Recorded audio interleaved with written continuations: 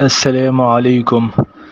آج ہم حاضر ہوئے ہیں آپ کی خدمت میں ایک نئی ویڈیو کے ساتھ، جس میں ہم آپ کو بتانے والے ہیں ایسی دعا کہ جس کو حضرت یوسف علیہ السلام نے کیا اور جس سے انسان کا خاتمہ اللہ تعالیٰ خیر کے ساتھ کرتا ہے۔ چونکہ ہم اس دنیا میں پوری زندگی رہتے ہیں، اس کے بعد جب انسان کی زندگی ختم ہو جاتی ہے تو اس کی اخروی زندگی شروع ہو جاتی ہے۔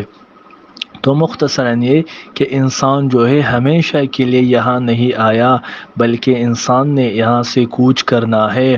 تو ہر انسان چاہتا ہے کہ جب میرا خاتمہ ہو، میرا اس دنیا سے جانا ہو، تو میرا جانا وہ خیر کے ساتھ ہو، ایمان کی حالت میں ہو، اللہ تعالیٰ کی سے مغفرت میری مقدر بن جائے۔ تو اس کے لیے میں آپ کے ساتھ ایک ایسی دعا شیئر کرتا ہوں جس کو حضرت یوسف علیہ السلام نے کیا اور اللہ تعالیٰ نے قبول بھی فرمایا۔ میں آپ کی خدمت میں دعا پڑھتا ہوں۔ یہ سورہ یوسف کی آیت ہے۔ اعوذ باللہ من الشیطان الرجیم، بسم اللہ الرحمن الرحیم۔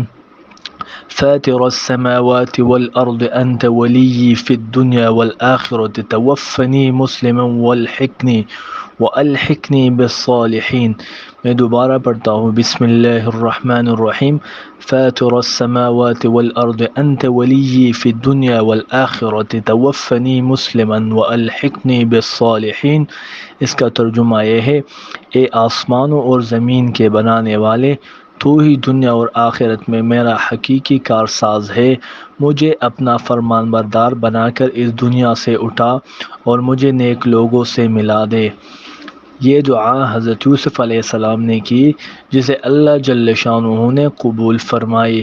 تو انشاءاللہ آپ بھی اس کو معمول بنا لیں، ہر نماز کے بعد 3 دفعہ، 7 دفعہ، 11 مرتبہ پڑھیں، یا دن میں اس کی تسبیح اس طرح مقرر کر لے کہ 100 دفعہ، 200 دفعہ، 21 مرتبہ، 11 مرتبہ، جس طرح آپ کے لیے آسانی ہو تو اس دعا کو پڑھا کرے۔ انشاءاللہ اللہ تعالیٰ آپ کی بھی خاتمہ انشاءاللہ بہترین فرمائے گا اور ایمان کی حالت میں فرمائے گا۔